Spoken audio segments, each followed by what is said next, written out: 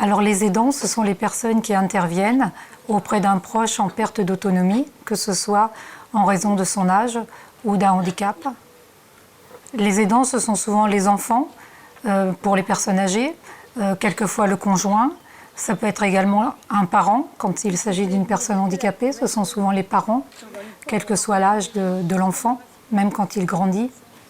Les personnes aidées sont souvent des personnes dépendantes, c'est-à-dire qu'ils ne peuvent plus faire tout seuls certaines activités essentielles ou même certaines activités quotidiennes et qui ont besoin d'une aide.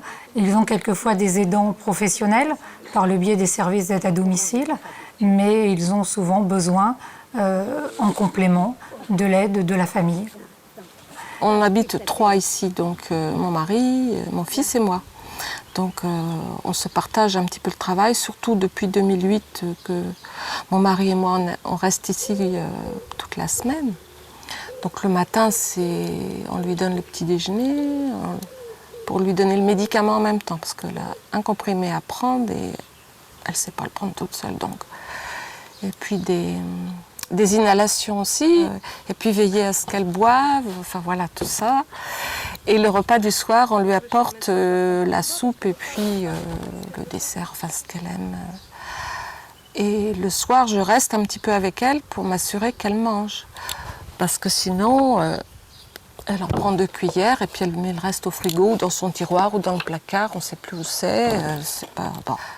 On ne peut pas lui parler à la grand-mère parce qu'elle est sourde, donc elle ne veut pas s'appareiller.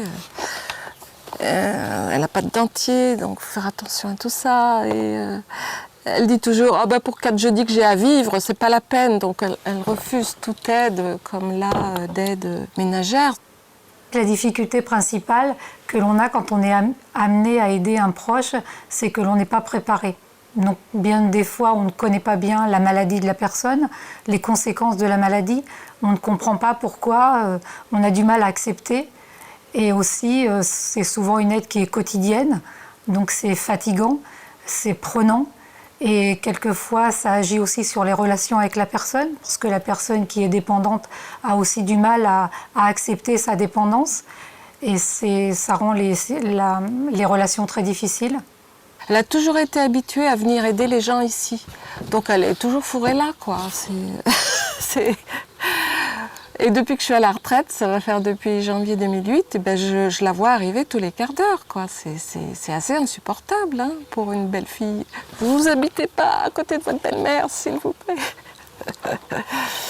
Bon. On devient souvent aidant par la force des choses, parce qu'on s'aperçoit bien souvent que ses parents ou son conjoint a besoin d'aide dans la vie de tous les jours, et ça se fait petit à petit. Donc au démarrage, c'est une aide simple, et on est vraiment aidant à part entière quand on s'aperçoit que l'aide est vraiment très lourde et qu'on a des difficultés à l'assumer.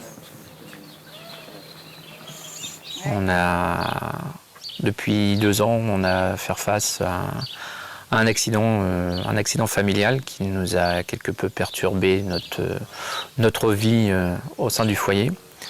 Donc, en l'occurrence, Sylvie, qui est à ma gauche, mon épouse, a eu un AVC au mois d'août 2008, qui nous a plongé un peu dans le désarroi pendant une longue période, parce qu'il y a une période d'hospitalisation assez longue qui a commencé par 3 semaines, 1 mois de coma.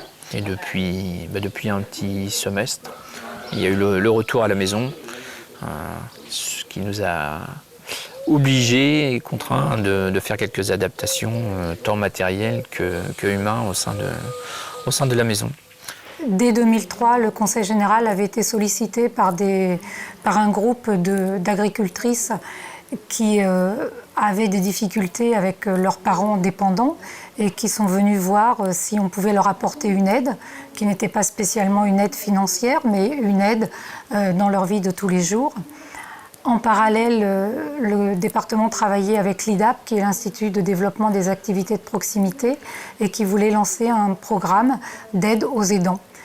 Nous avons donc été département pilote pour la mise en place de ce réseau qui permet aux aidants de se rencontrer sur plusieurs journées, de rencontrer d'autres aidants, d'échanger, d'avoir des informations et de rencontrer également des professionnels du secteur, des médecins, des gériatres, des psychologues, de façon à échanger sur les situations qu'ils rencontrent au jour le jour et surtout trouver des solutions.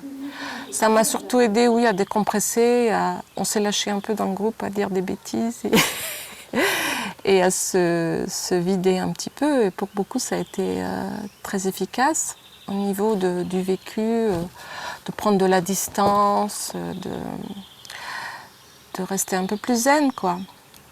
Cette action part d'un constat simple. On a dans le département près de 30 000 personnes qui interviennent auprès de personnes handicapées ou de personnes dépendantes.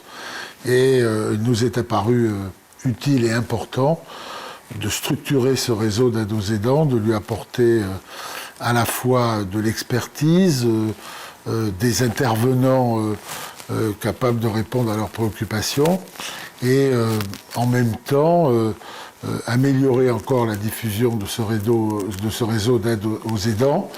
Et je crois que c'est une action qui est assez exemplaire et peu partagée au sein des départements français.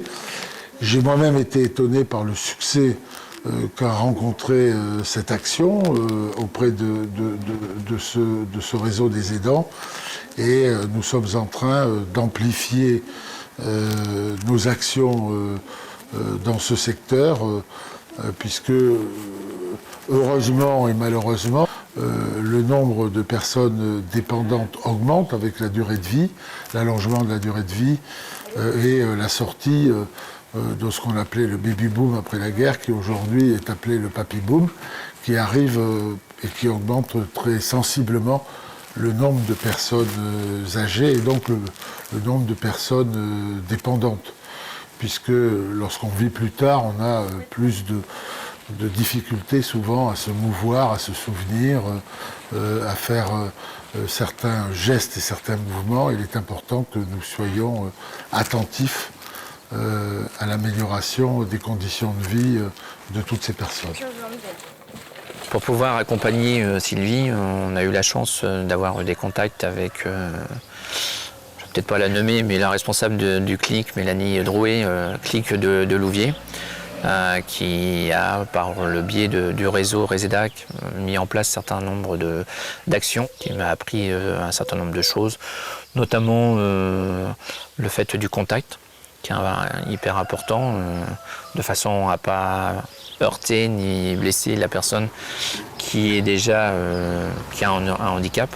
On a eu après à appréhender l'approche, je dirais, plus médicale par rapport, ça c'est plus l'aide qu'on peut apporter à Sylvie par rapport du matériel, installer une attelle, l'aider à certains gestes quotidiens, ne serait-ce que mettre des lacets ses chaussures. Avec une main, c'est pas facile.